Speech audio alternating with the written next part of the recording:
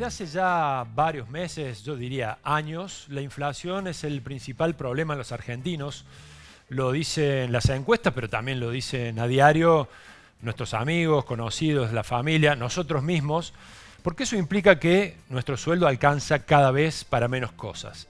Vamos a analizar qué está pasando cuando yo digo alcanza para menos cosas, porque vamos a hablar de lo que se achica en el gasto de las familias en Argentina. Para eso está con nosotros Daniel Alonso. Hola Dani. ¿Qué haces, Fede? ¿Cómo andás? Bien.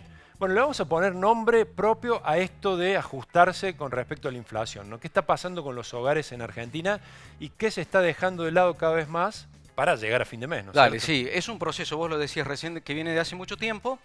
Efectivamente, es de lo que todo el mundo habla. Bueno, a ver, mejor dicho, hoy el mundo ya está empezando a hablar del Mundial de Fútbol, Sí. pero es lo que más preocupa a los argentinos y es el tema de la inflación.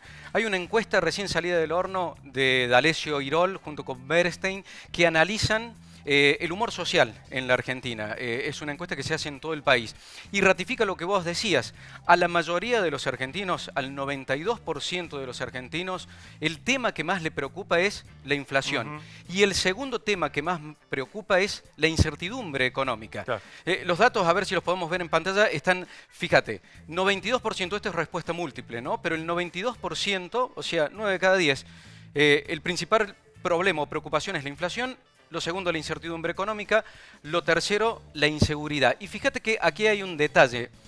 Si vos sesgás, que lo hizo la encuesta, por preferencia política, a todo el mundo, sea un simpatizante del oficialismo o de la oposición, Le preocupa el tema que más le preocupa es la inflación. Después difiere, si vos le preguntás, ¿quién tiene la culpa de la inflación? ¿Sí? Ahí te cambia. Claro, quienes son simpatizantes del oficialismo creen que la causa o los causantes de la inflación son los empresarios, que remarcan precios. Si le preguntás a un votante de Juntos por el Cambio o a un simpatizante de Milei, te dice emisión monetaria y gasto descontrolado. Pero bueno, nos quedemos con este fenómeno. Bien. ¿Y qué te pasa a vos cuando vos tenés una crisis de ingresos? Porque es lo que te pasa, una crisis de ingresos. Ganás una determinada cantidad de plata en tu trabajo, viene la inflación, te lo va recortando, el salario no crece igual que como crece la inflación, tenés una crisis de ingresos. Tenés que empezar a recortar. La lógica sería que si tenés una crisis de ingresos, lo ataques con más ingresos, ¿sí? A ver, un trabajador, ¿qué hace? Trata de negociar un mejor sueldo, vía paritaria o vía negociación personal. O busca trabajar más horas. Eso tiene un límite. El límite te lo da hoy un mercado laboral deteriorado, que no crea muchas más oportunidades. Entonces lo que hace en realidad es ajustarse. Fíjate que en este mismo relevamiento se le preguntó cómo está creciendo su ingreso. El 78% te dice que crece por debajo de la inflación. Y la incertidumbre económica es que el 73% te está diciendo que cree que va a seguir evolucionando por debajo de la inflación. Entonces, no podés mejorarlo por ingresos, ¿qué haces? Lo atacás como si fuera una crisis de costos. Por los egresos. Exacto. Entonces, lo que haces es o achicás consumo o cambiás la manera en la que consumes. Y este es el punto que vamos a charlar hoy. Vamos a la otra placa para contar qué consumos se han achicado en los hogares aquí en Argentina. Fíjate vos. Y esto después te digo por qué es interesante, más allá de que el fenómeno, las respuestas que están dando o que da la gente, sea más o menos de sentido común. La mayoría dejó de ir a comer afuera, la mayoría dejó de ir al cine, al teatro o a los paseos, es decir, toda salida recreativa. Una buena parte dejó de tomarse vacaciones durante el año o eventualmente tuvo vacaciones pero no viajó a ningún lado. O las recorta también. Exacto.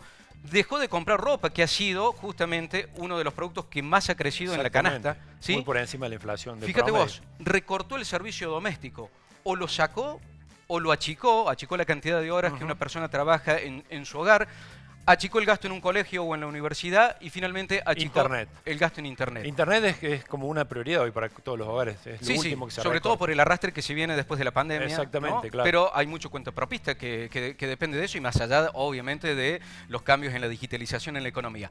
Pero además está qué consumos pospuso. ¿No? ¿Qué dejaste para después? Claro. Sí, y fijaste, viajes también lo dejaste para después al 58%, reparaciones para el hogar. Y después el cambio del vehículo, obviamente, todo es mucho más caro. Hacer una fiesta. Hacer la fiesta de tu cumpleaños o del cumpleaños de tu hijo. Sí. La reparación del vehículo, cambiar de vivienda, olvídate, no hay crédito hipotecario. Tratamientos médicos, es muy preocupante. Y tratamiento, pero al último, ¿no? Siempre hay prioridades y la salud es lo último que se recorta. Pero me quedo con los dos datos principales. Esto de recortar las salidas a comer afuera, recortar recreación, recortar viajes o posponer viajes.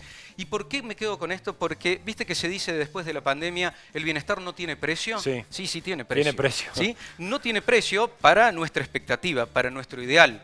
Hacemos lo que podemos con lo que nos queda en el bolsillo.